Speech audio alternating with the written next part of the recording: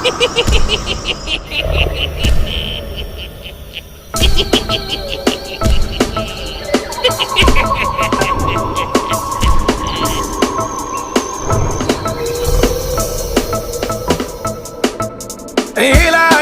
chindela lenywa ila muwa matinda batomu pendabye pete kabawelane Jesu bien ngene kabawelano ila chindela lenywa wa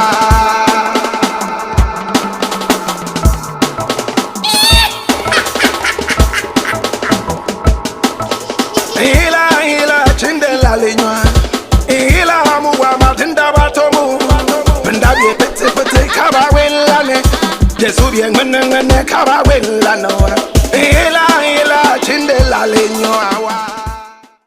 This is the African history class, and of course, my name Black Rasta, and today we have a very interesting story we want to share with you. Now, when it comes to talking about the wonderful people who worked very hard to give us independence in this country, we normally do not mention the great women behind the independence. The Gold Coast became independent in 1957, and we became Ghana from the Gold Coast on the 6th of March 1957. Before then, this beautiful country was known as the Gold Coast. Why was it called the Gold Coast? Because the Portuguese who came in here first found a lot of gold. The Dutch found a lot of gold, and even the British found a lot of gold. And so, they just nicknamed this beautiful country by what they saw, gold. Until the 6th of March 1957, we were called the Gold Coast. Then we became known as Ghana. Now this country became Ghana in independence, and the name Ghana came from the ancient kingdom of Ghana, whose capital was Kumbisale. Now the very first king of Ghana, who rose to some very huge fame, was known as Dinga Sise.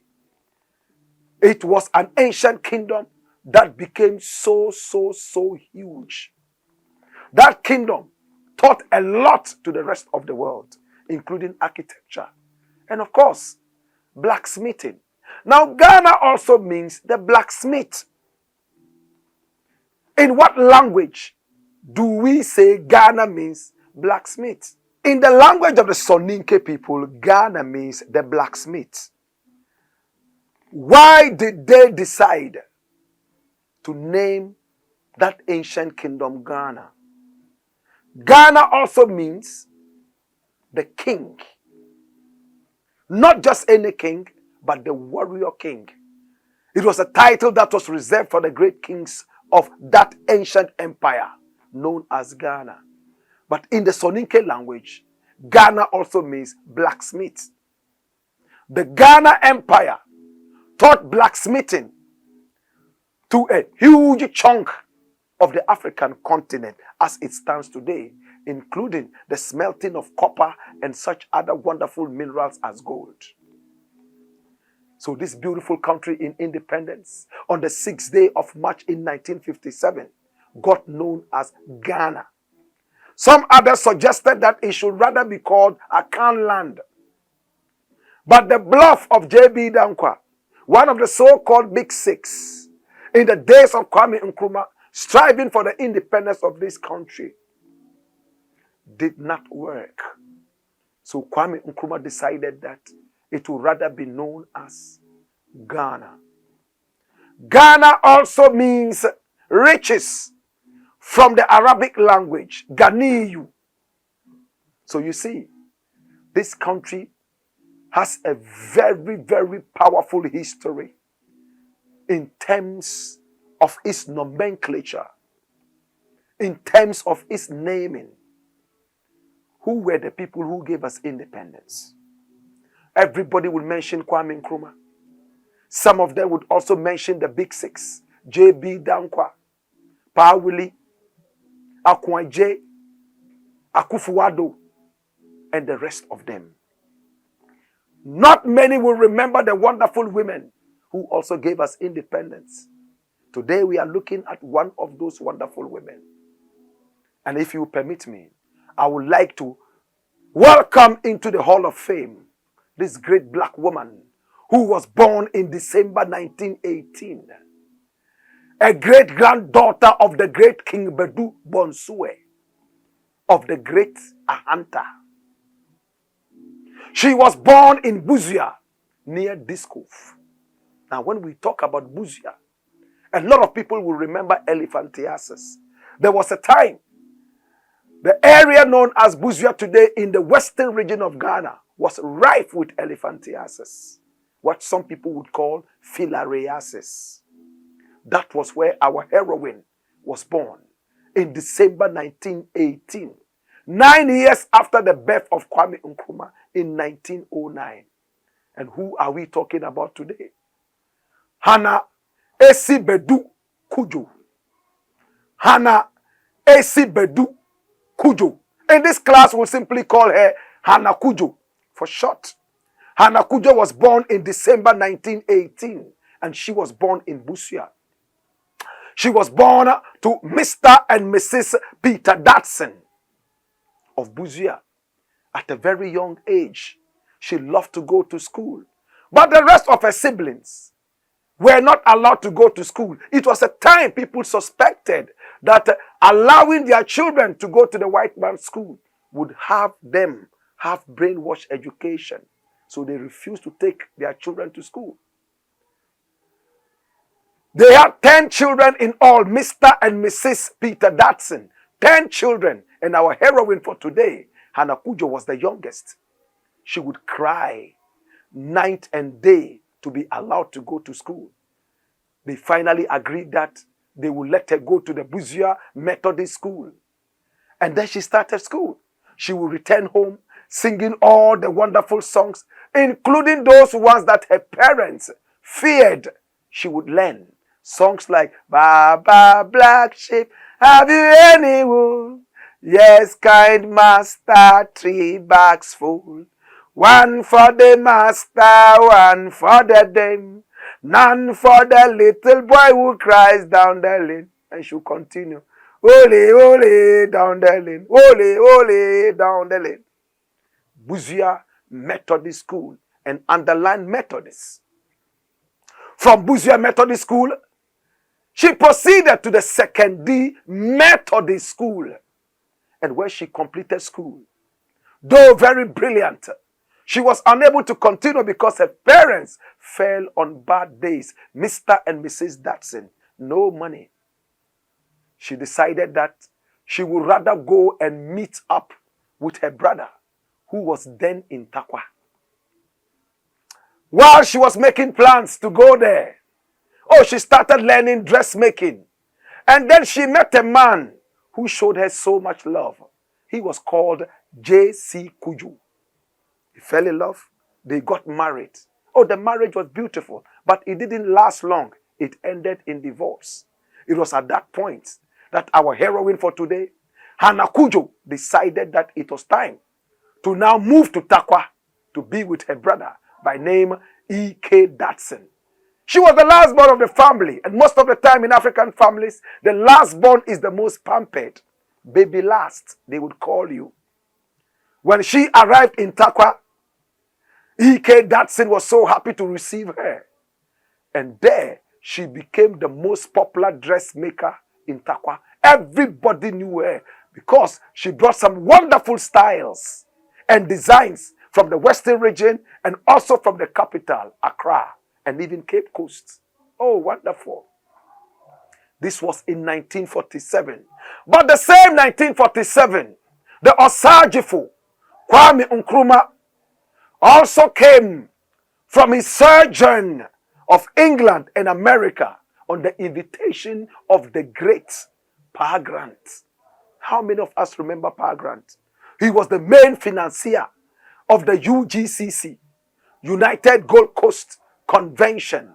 It was a nice political party, which was one of the very first parties that that led us towards the independence of this country. It was all sponsored by Pa Grant, who himself came from the western region of Ghana. He was a timber merchant who made so much money from his shipments, and he saw a lot of atrocities happening whilst he was away in the forest doing his timber business.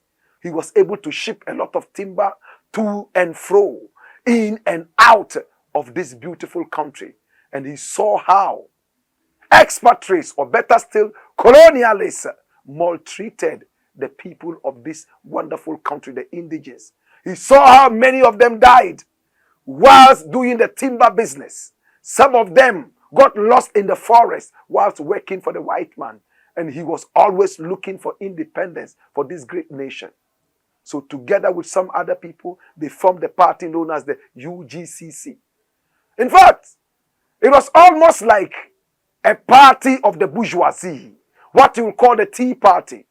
And it took Kudjoe, one of the so-called Big Six, to tell them that if we truly want this party to become that party that will lead us to independence, we need one man that I encountered whilst I was in England and also in America. One Kwame Nkrumah, who is already making waves in the white man's land towards the independence of Africa. So he was invited. Kwame Nkrumah arrived in Ghana at that time, the Gold Coast, remember, in 1947. And when he arrived, he became the General Secretary of the UGCC. Whilst he was the General Secretary, oh my God, he traveled to every nook and cranny of the Gold Coast, championing and soliciting support for the independence of this nation. He was a threat to the colonial administration. In 1948, there was a riot in the country. You remember the Christianborg Castle Crossroad shootings, when some veterans of war of this beloved country went forward to demand what the colonial administration had promised them before taking them to war in Burma in World War II. The reward? They gunned some of them down, including Sergeant Ajete, Odate Lampton, and the rest of them. Today we remember them. In fact, this was 1948. Kwame Nkrumah was arrested alongside the so-called Big Six. They were locked up. And interestingly, he took this wonderful woman known as Hannah Kujo to solicit for the votes of women all over and support of women from all over the Gold Coast to make noise and to demonstrate and ask for the liberation of Kwame Nkrumah and the rest of them locked up. But the big question I know you are asking right now is, how did this wonderful woman, Hannah Kujo, meet Kwame Nkrumah? It happened in 1947. When she was in Takwa with her brother, remember E.K. Datsun. E.K. Datsun himself was a powerful Pan-Africanist who was interested in the independence of this country. So he joined the UGCC. He was like a secretary of the branch of the UGCC right there in Takwa. And there was information from Pa Grant, from the headquarters, that Kwame Nkrumah was coming to Takwa to propagate the ideas of the UGCC. And he landed in the house of the secretary, E.K. Datsun, who was a brother to our heroine for today, Hannah Kujo. Interesting things. She met Kwame Nkrumah, and day in and day out, E.K. Datsun and Kwame Nkrumah would go out to the city, talk to people, and return. But Nkrumah realized that the lady was always sitting down. When he returned home, she would cook, they would talk, go to bed, but would never follow them out to go and campaign for votes and to spread the ideologies of the UGCC. So one day Nkrumah asked her, why are you not following us? She said, oh, politics is for women. That's why when you come, I just make sure I take care of the house, make you comfortable, you eat well and sleep well. That's all I do. I'm not a politician. And Nkrumah sat her down and told her something that she would never ever forget. I'm going to read to you what she said about Kwame Nkrumah several years later. Open your eyes, open your ears, and feel this message from Hannah Kujo. Somewhere in June 1947, we received a charming gentleman. He was introduced to me by my brother as Kwame Nkrumah, General Secretary of the UGCC. During the day, my brother went out with Nkrumah to address various meetings of the local UGCC branch in town. One day, as they came back, and I was serving Kwame Nkrumah, he asked me why I have not been attending the UGCC meetings in town. I was amazed by his question, and I honestly told him I thought politics was only men's business. For the next 20 or so minutes, Kwame Nkrumah explained to me all they were doing and the importance of everybody, especially women. By the time Kwame Nkrumah left, my interest was aroused in politics. At work, I began explaining issues to my colleague seamstresses and customers. Whenever I was traveling to visit my dressmaking clients, I talked on trains about the need for our liberation and urging people to join the Takwa branch of the UGCC and summoning people together to bear and hear the news of the campaign for self-government. The words of the wonderful Hannah Kujo. She started to preach in buses. She preached on the trains. She wasn't preaching the Bible. She was preaching independence, self-rule. In no time, she became so close to Kwame Nkrumah. She gained the trust of a lot of women in Takwa and beyond. And Nkrumah drew her very close to him. She became the propaganda secretary of the CPP. Remember, not the UGCC.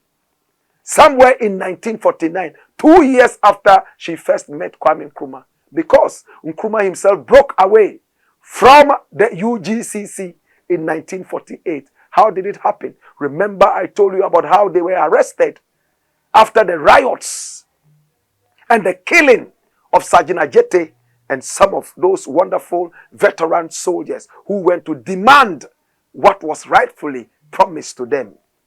Now look at the interesting thing that happened. The UGCC was not happy with Kwame Nkrumah. While the UGCC was talking about self-government at the earliest possible time, Kwame Nkrumah said self-government now. So it brought the eyes and the attention of the British colonial administration on Kwame Nkrumah. He was the one who was seen as the main henchman. And they were ready to track him down. In declassified files later and writings from the British administration, it came out clear that Kwame Nkrumah was the one who was seen as the biggest threat to the colonial administration. So they decided to remove Kwame Nkrumah as the General Secretary of the UGCC. And Hannah Kujo, our heroine for today, brought so many other women to protest against this and ask for the reinstatement of Kwame Nkrumah as the General Secretary of the UGCC. The UGCC did not budge, and Kwame Nkrumah resigned and left. When he left, he formed his own party known as the CPP. It first was the CYO, which was all about the youth. And boom, the CPP came. And our heroine for today, Hannah Kujo, became one of the very first females to join the CPP, breaking away from the UGCC. Hannah Kujo gained the trust of Kwame Nkrumah. Nkrumah moved on to win elections with the support of Hannah Kujo, who had a lot of support from the women. Hey, at the same time, she was interested in philanthropic activities. She traveled all the way to the northern region of Ghana and provided clothing. She fought against nudity in the northern region. Why? Because in those days, a lot of children were just allowed to walk around without wearing anything. After all, they were children. And she talked against that. She solicited for clothing.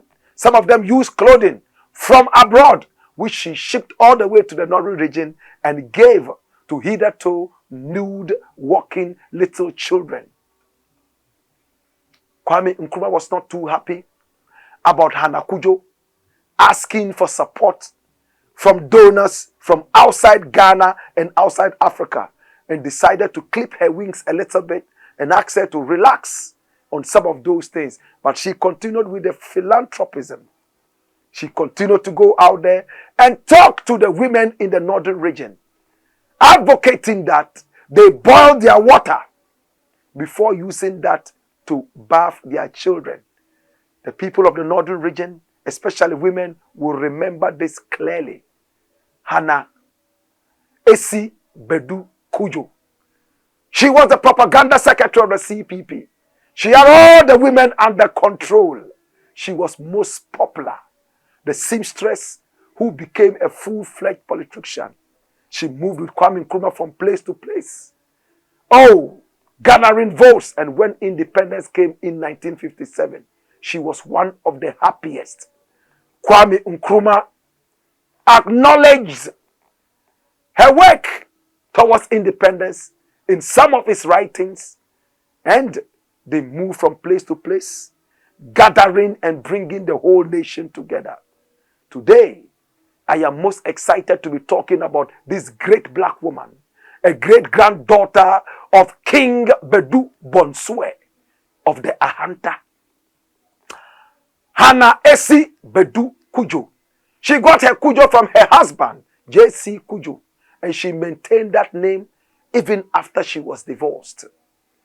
In 1947, she met Kwame Nkrumah, and she stayed with Kwame Nkrumah for 10 solid years before independence came. When Kwame Nkrumah was overthrown in 1966, oh God, it was very dangerous for her. The military came down on her, threatened her, arrested her, and tried to dehumanize her. But she stood firm and decided to walk out of politics. She did not see herself in politics when Kwame Nkrumah was gone. In fact, she was the founder of the All Africa Women Confederation. Women all over Africa, she was their head. She founded it. On the 8th day of March, she founded that. And 8th day of March is seen as International Women's Day, celebrated. When she stayed out of politics, she was still doing her philanthropic activities, going to the Volta region, northern region, and helping out with the social needs of children, women, and even more. Hannah Esi Badu Kudjoe. Hannah fell ill, but on the 8th day of March in 1986, even though sick, she went out to the Accra Community Center and delivered a speech on International Women's Day in 1986. I was only 12 years old. She delivered that speech, and when she finished with that speech, she went home and died the next day. She died a very happy woman. When she died, she was buried right here in Accra, Ghana, that powerful country with a very powerful history. And the ceremony, funeral ceremony, was done right there at the Calvary Methodist Church here in Accra. Today we remember this great black woman. That woman who wanted to go to school. She succeeded in going to school. Even though her school was curtailed for lack of funds, she did not end there. She learned a trade. Through that trade, her destiny linked her up with the man who became the first president of this nation, with the man who became the first prime minister of this nation, with the man who became the first and the best president of the republic. She was the most popular woman in the days of Kwame Nkrumah. Even at death, we still remember her. The Daily Graphic wrote about her that one of the women who helped give us independence, but yet uncelebrated and underrated and unrecognized will continue to remain in the echelons of history of this nation. And generations to come will celebrate her, even if the past generations didn't.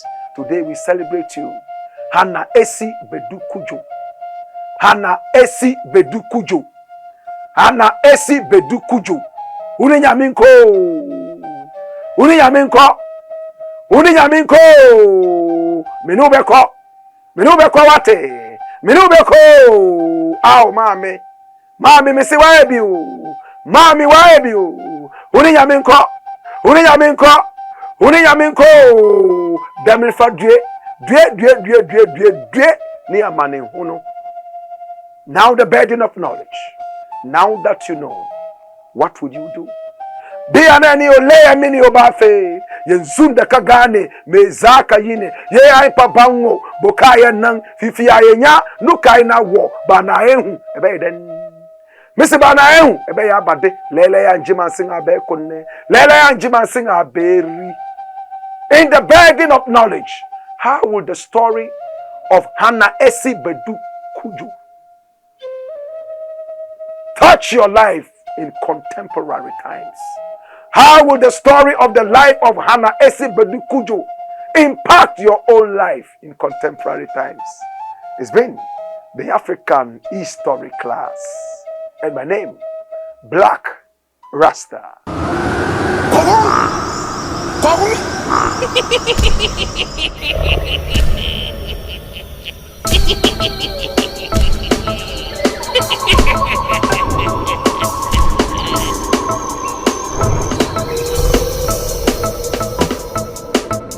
Ila chindela lenywa ila muwa matinda batomu pendabi pete kaba welane Jesu bien ngene kaba welano ila chindela lenywa wa